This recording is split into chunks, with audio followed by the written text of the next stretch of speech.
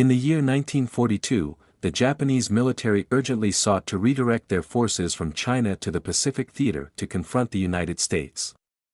They devised a plan to attack China's wartime capital, Chongqing, with the goal of dismantling the Chinese government and forcing surrender. In December of 1942, Lieutenant General Yokoyama Isamu was appointed as the commander of the 11th Army for operations in central China. His mission was to launch an assault on Chongqing via Yichang. From April 16 to May 4, 1943, Yokoyama maneuvered troops from several divisions, amassing a formidable attacking force of 70,000 soldiers. After 2 intense weeks of battle, his forces broke through the right flank of the nationalist Jiangfang army, causing fractures within the 2 army groups defending the area and leaving the entire Yangtze River defense line vulnerable.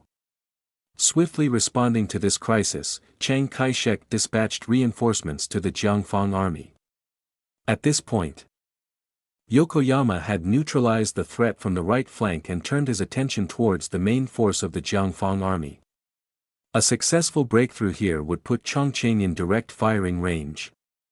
Chiang Kai-shek issued orders for the 74th and 79th Divisions to reinforce, while demanding that the 6th Theater Command hold the line, preventing the Japanese from breaching the Yangtze River defense. May 19 marked the beginning of a renewed assault led by Yokoyama's bolstered forces.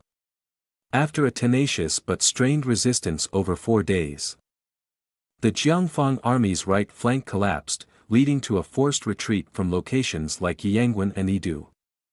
The entire Yangtze River defense was on the brink of crumbling, with only the stronghold of Shirpai remaining intact. Recognizing the perilous stakes, Chiang Kai-shek instructed the commander of the 6th Theater, Chen Cheng, to hold the Shirpai fortress at all costs. Chen Cheng relayed a strict order to Division Commander Hu Lian, "No matter what happens, you must defend Shirpai. There's no room for retreat.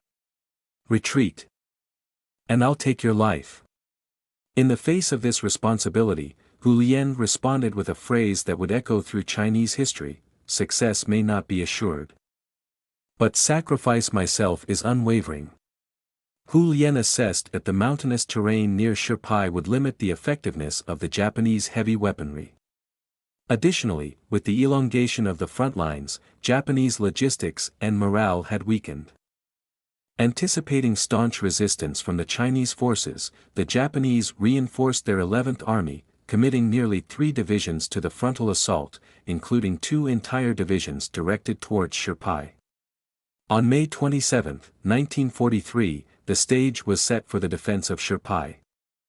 Facing an onslaught of approximately 30,000 enemy soldiers, the Chinese forces remained resolute and entrenched in their positions.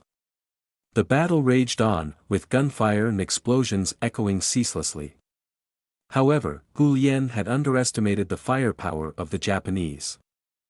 Despite their inability to employ heavy weaponry, the Japanese possessed a multitude of mountain and mortar artillery, raining down shells upon the Chinese defensive positions.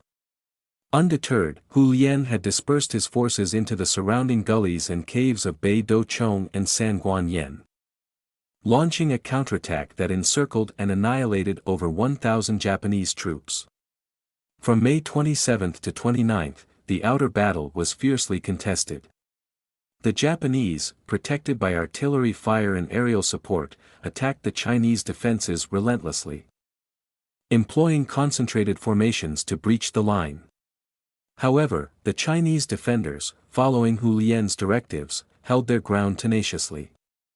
In response to air raids and artillery bombardments, they sought refuge among the rocky terrain, only engaging when the Japanese approached effective firing range. The resolute defenders utilized mortars, machine guns, rifles, and grenades to create a blazing wall of fire that effectively destroyed the Japanese attackers. In an unexpected move, the Japanese managed to outflank Shirpai and advanced to the vicinity of Funyo Mountain, merely 60 miles from San Do Ping. Hu Lian, recognizing the gravity of the situation, hoisted the national flag on the highest peak, instructing his troops not to take a step back.